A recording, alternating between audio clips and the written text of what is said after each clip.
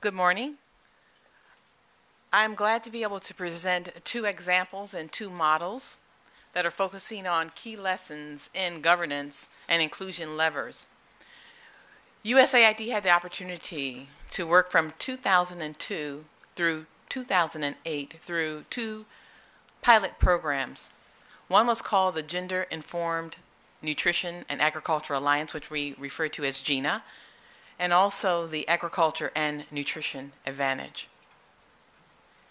From the onset, these two programs focused on organizing leaders within country. From 2002, we were looking towards the leadership of Mozambique, Nigeria, and Uganda. We worked with the countries and coalesced with them, worked beside them. They were the experts. They wanted to form multi-sectoral teams so that they could design action plans to reduce hunger and malnutrition, particularly of children under the age of 5. And so we proceeded at that time in organizing representatives from agriculture, all parts of agriculture, including plants, livestock, the extension service, the research service. Also on this team of experts were from the Ministry of Health, wherever the nutritionist was in the Ministry of Health, and also those health experts. We also organized as part of the team, and essential to the team, those who were going to be implementing the policy and working with government to implement the policy. And in this case, it was the NGOs, World Vision, a local NGO, Food Basket Foundation International, AfriCare. We also recruited the agricultural research institutions to ensure that when we were working with the farmer groups, that there was access to the latest cultivars and plantings and seedlings and extension services. We also had on our team those who had anything to do with moving the agenda forward in country, including the National Planning Commission and, in the case of Uganda, Makerere University. And I must say that even after 7 years, we're still together as a team in our GINA team. And I'd like to recognize Professor Tim here today for all of his support in Uganda, and Professor also Chikafunda, as well as some of our other team members who served on the GINA. So we're still here. Thank you very much. At the onset, GINA and TANA started with the enabling policy environment. These programs began at the national level to look at what were the existing agricultural policies, what institutions were in place, what was the capacity of those agricultural institutions. The policies regarding the poverty reduction plans, the plan for the modernization of agriculture. We also looked at the nutrition policies that were in place.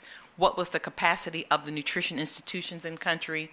For example, in Mozambique, we looked at the Technical Secretariat for Food and Nutrition and what was their policy in terms of reducing hunger and malnutrition.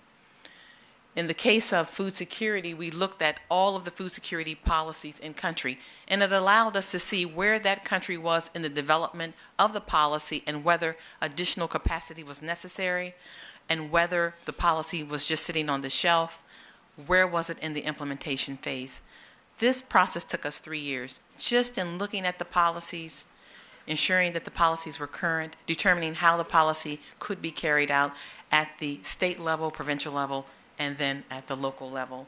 So what I'd like to do is share with you at this time some of the lessons we've learned after 8 years of trying to translate policies and action plans into program implementation under this GINA model. We learned that you must take a top-down and bottom-up approach simultaneously. In so many cases, the policies are there. It's not that the policy is not there. The policies may be older, they may need to be revised, but they're sitting on the shelf and not being implemented. And so we wanted to work through this multiple ministries, and that has been mentioned many times. You almost need a full-time coordinator to work across these ministries. It takes an extraordinary amount of time. And we learned that it's not enough to stop at the national level.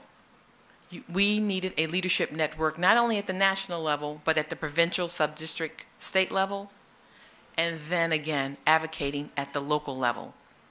What was the purpose of the network? To advocate for the reduction of malnutrition of children, to advocate and promote nutrition in government. And so those were some of the lessons we learned. Oops.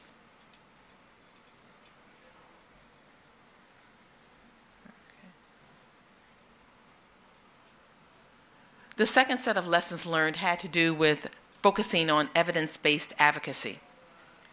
So that when the teams were assembled, we said there were the agriculturalists, the nutritionists, the health experts, the gender experts, the NGOs. We focused on how do we relay this message at the national level and then also at the state level and again at the local level. So we always had an assemblance of case studies, literature. We used profiles, which many of you know focuses on nutrition and its impact on economic development in country. And so we went into the ministries armed with that information to make a compelling case.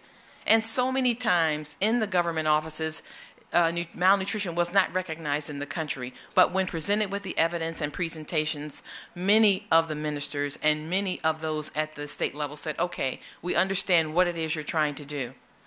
That information had to be broken down to a very simplistic level once we got to the local level and working with the chief councils and working in the community. What does this all mean? What is malnutrition? Why is it important? And so the evidence-based advocacy became very, very important. The other lesson we learned had to do with the participatory processes and involving the community in any decision that was going to be made. This committee, this program, did not parachute in with any pre-designed programs. It attempted to involve the community in making decisions about the type of activities that were going to be implemented within the community regarding agriculture, some of the nutrition activities, growth monitoring and promotion, and those were some of the activities that we focused on. We also noted that there was a lot of time needed for capacity strengthening, and this is the area we probably underestimated most of all. We had to spend time in capacity strengthening in terms of this country-led approach, project management, focusing on accountability, financial management, in addition to bringing in the technical skills that were necessary and strengthening some of the agricultural technology, some of the nutrition skills in growth monitoring and promotion.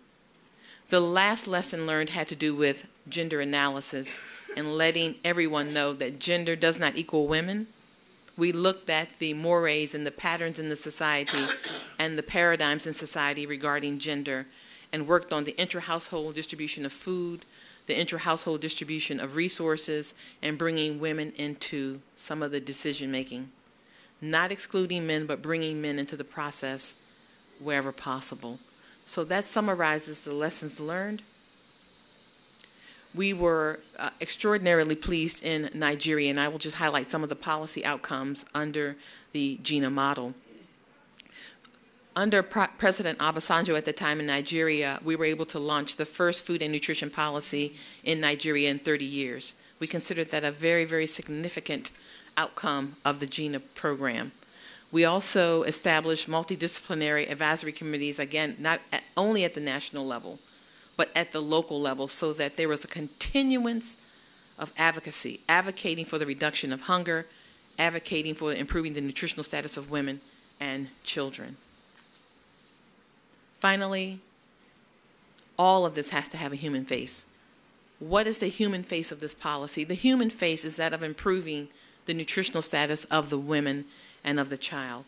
And under this model of GINA, we were able to improve the nutritional status of 3,000 children in Mozambique, Nigeria, and Uganda. We consider this a very small pilot, but it allowed us to learn a lot of lessons about what it's actually going to take if you are going to implement a country-led process, if it is going to be multidisciplinary in nature. Thank you.